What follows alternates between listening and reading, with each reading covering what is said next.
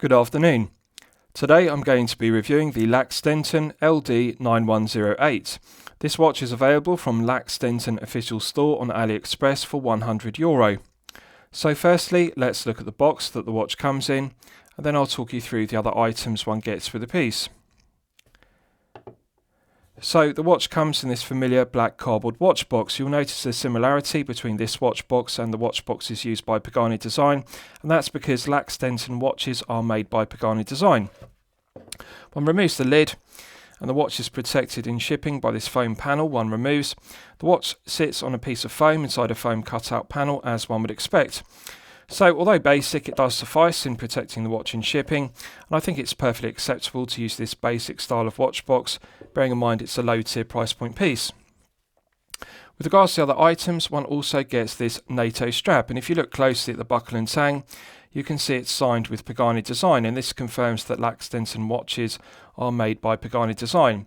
Good quality NATO strap, even though it's not branded with Lacz Denton. I would prefer to see it branded with Lacz Denton rather than Pagani Design, but however the quality of the NATO strap is good as per the Pagani Design watches. So one also gets this Lacz Denton branded microfiber polishing cloth. I always think it's a nice touch to get a branded microfiber polishing cloth irrespective of the price point of a piece. This is the plastic guarantee card that comes to the watch, and on the reverse it simply says International Guarantee. I'm pleased to report the watch is covered by a 12-month international guarantee, which is very reassuring. However, there is no reference number of the piece and there is no date of purchase. It could be further improved if it had the reference number of this piece, LD-9108, and also a date of purchase, but of course with Pagani Design watches we know that they don't fill in the reference number and the date of purchase. This is standard practice. And lastly, one also gets this Lacz Denton Owner's Instruction Manual. Although basic, it does suffice. It has clear, concise diagrams and the instructions are in English. It details every aspect of operating the LD-9108, including the movement used, which is the Seiko VK64 Mecha Quartz. So, with regards to the specifications of the piece, this is the Lacz Denton LD-9108. The watch is clearly an homage to the Piaget Polo Chronograph, and it does that very well because it looks very similar to the Piaget Polo Chronograph, and it also has very similar proportions. We have a 41mm case diameter, we have a 46.1mm lug-to-lug measurement, a thickness of 12.1mm, and a lug width of 20mm. The alligator style genuine leather strap tapers from 20mm at the lugs down to the 2-button push deployment clasp, and if you look closely you can see the 2-button push deployment is signed to a high standard with Lacz Denton and the brand emblem engraved. Flawless mirror polishing to the top side, underside and flanks of the deployment, good firm resistance to the 2-button push triggers, and it opens very easily. And I want to give due credit here because this deployment clasp is actually finished very well. The quality control, the build's quality and the finishing of it is very good for a low tier piece costing only €100. Mirror polishing is done to a high standard on the top side, underside and flanks. I like the firm resistance of the 2-button push triggers, and really it's a very well executed deployment. The deployment clasp was first created by Cartier and then it was copied subsequently by many other brands. Nice positive click to the right hand portion and good positive click to the left hand portion, so it actually works very well, and the 2-button push triggers release it opens very well.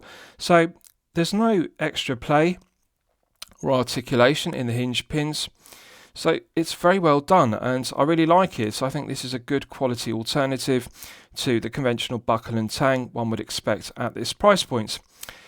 With regards to the caseback, it's solid 316L grade stainless steel, engraved with this specification, concentric lathe tool finishing to it. Now, it has this irrelevant shark engraved, and I really think this is abhorrent.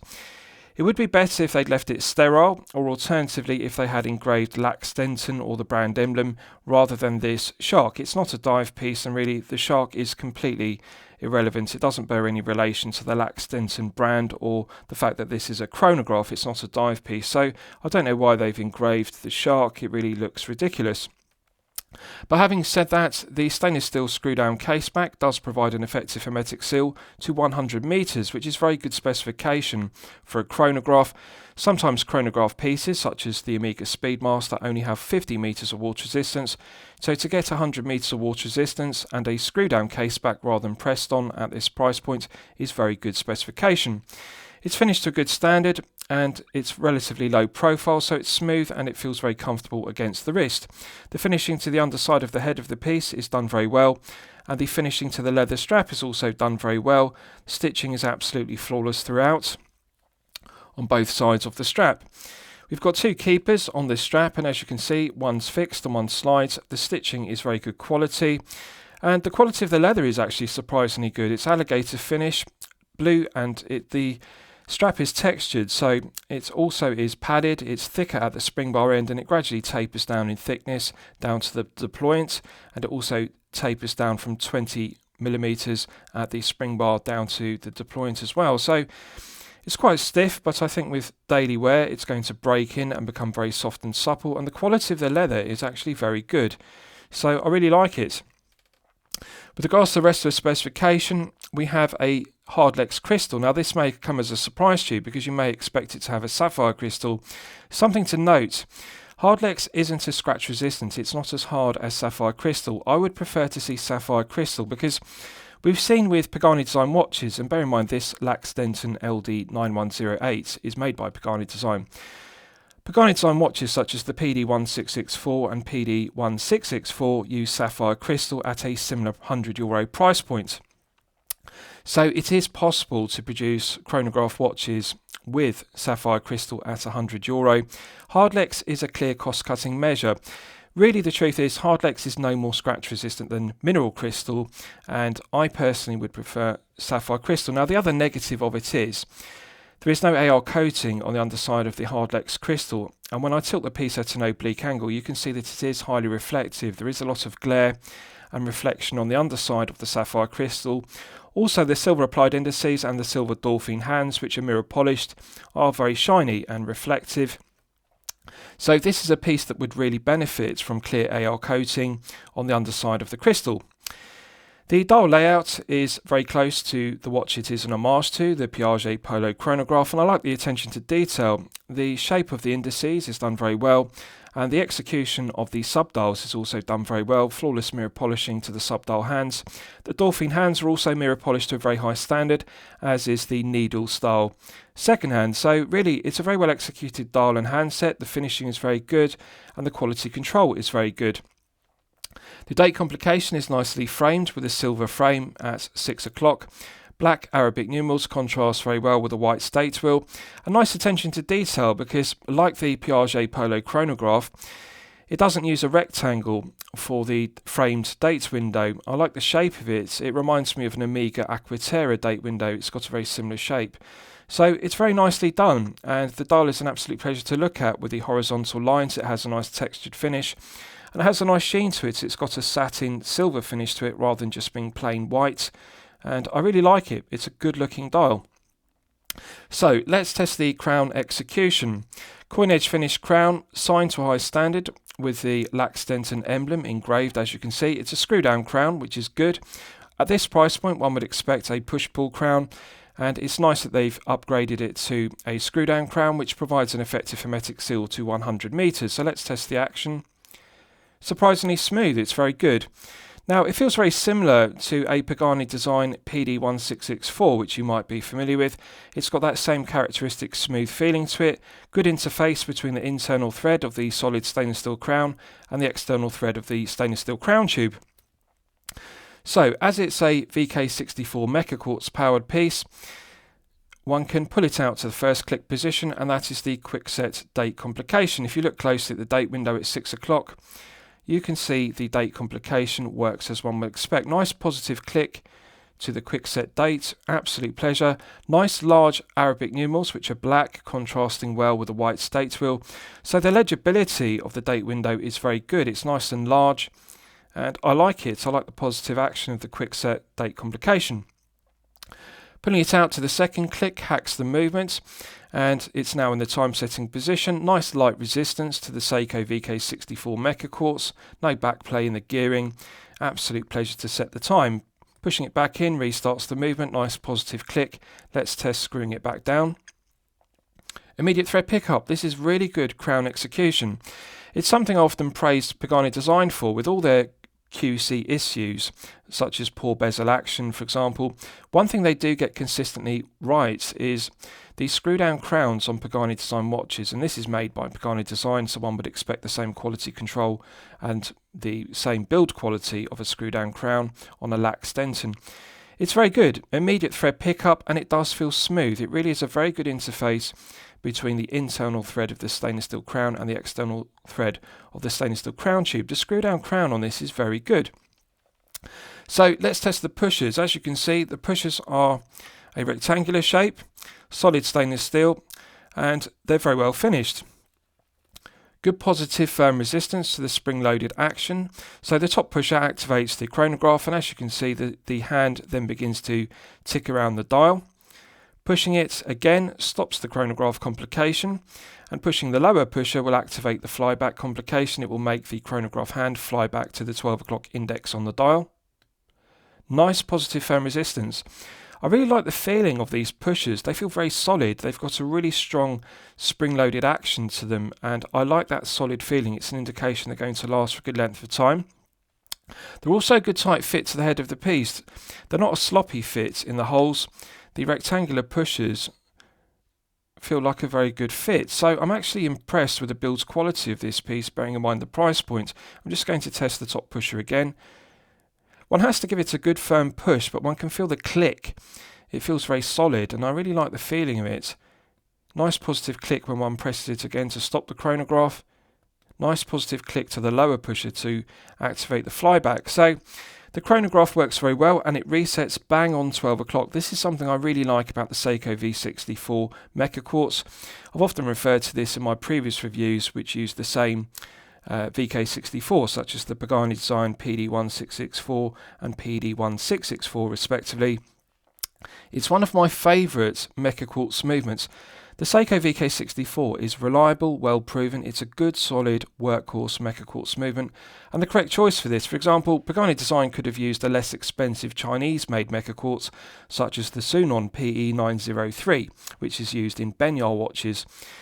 Really, the Seiko VK64 is the correct choice. It's a very good Mecha Quartz movement. So, I'll give you wrist shots, and you can see how it fits on my 8-inch wrist. Now, I've got it in the last hole in the leather strap, and as you can see, it's just a fraction too short for my 8-inch wrist, but however, for the majority of collectors with a 6 to 7-inch wrist, this will fit no problems whatsoever. But if you're a collector with a 7 to 8-inch wrist, you may need to put a longer strap on the watch. But as I've discussed, the 2-button push deployment works very well. Nice positive click to the right hand and the left hand portion. I like the feeling of it, and it's a very well engineered, good quality deployment. So the strap is very comfortable. The quality of the genuine leather is very good. Nice matte finish to the alligator finish to it. They've made the correct decision. Had they used a glossy finish, it would have looked abhorrent, and it would have been better suited to a dress piece.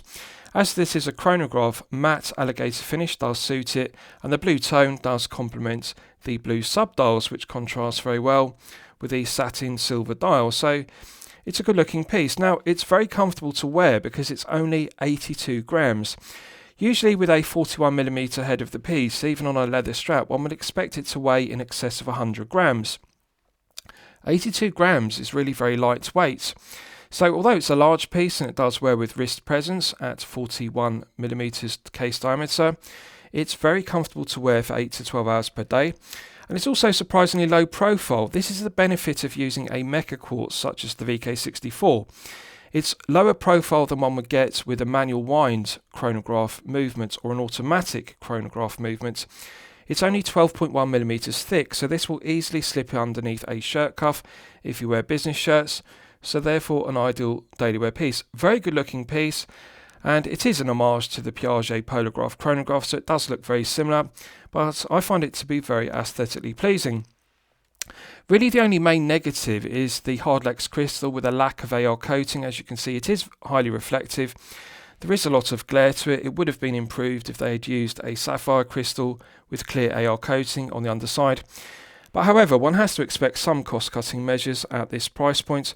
Brushed satin finishing to the case and the bezel is done very well, and I like the brushed satin finishing to the top of the bezel. It's a very nice looking piece and it's very enjoyable. The feel-good factor of wearing this is very good due to the comfort level, and it's just a very well proportioned piece. I think they've made the correct decision by using a 20mm strap on a 41mm head of the piece. Right, so let's do a lume test and we'll see how the lume performs when it's charged up to the absolute maximum. So as always, I'm going to use my 100 UV LED torch to charge it up to the absolute peak. Right, so that's now fully charged and initially it looks good. It clearly uses C3 luminova rather than C3 superluminova, which is a cost-cutting measure.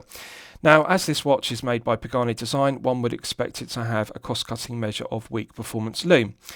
Yes, I would prefer to see it upgraded to C3 superluminova, but that would inevitably mean an increase in production costs and therefore an increase in wholesale price per piece to the resellers on AliExpress, and therefore an increase in the retail cost to the collector that purchases it.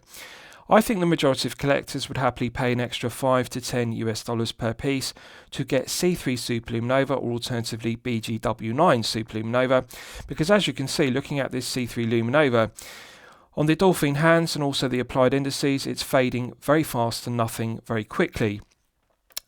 I think it really needs to be improved, and had this used C3 superluminova, it would be very impressive because the shape of the Dolphin hands means that 5 to 6 layers of superluminova could be applied potentially, and there is enough of an area, enough of a lume plot on the applied indices for 5 to 6 layers of superluminova to be applied.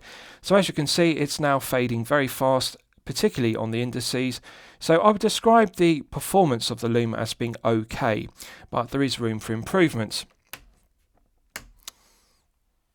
Right, so let's discuss the movement use because it's one of my favourite aspects of the piece. You'll all be familiar with the Seiko VK64 Mecha Quartz, which is used in several Pagani Design chronograph pieces, such as the PD1664 and PD1644, which is the Daytona homage.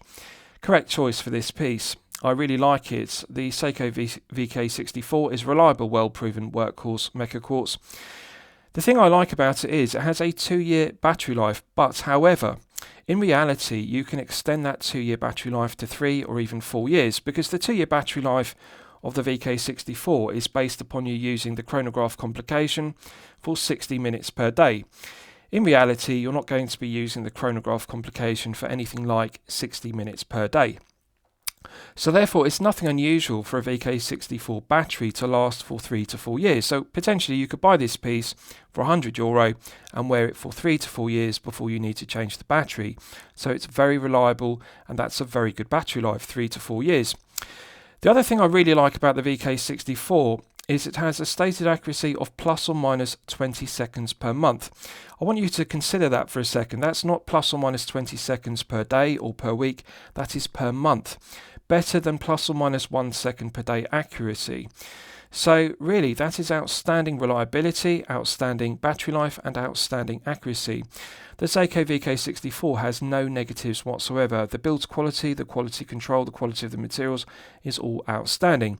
So it's a very good movement, and I'm really pleased to see it used in this piece. I like the VK64. It's one of my personal favourites. So plus or minus 20 seconds per month from a watch that only costs €100 is very strong specifications. So what are the negatives to the piece? Well, there is room for improvement on the lume, as I've shown you. The lack of sapphire crystal and the lack of AR coating are cost-cutting measures. Now, there is something else I want to talk about. The finishing of the pushers.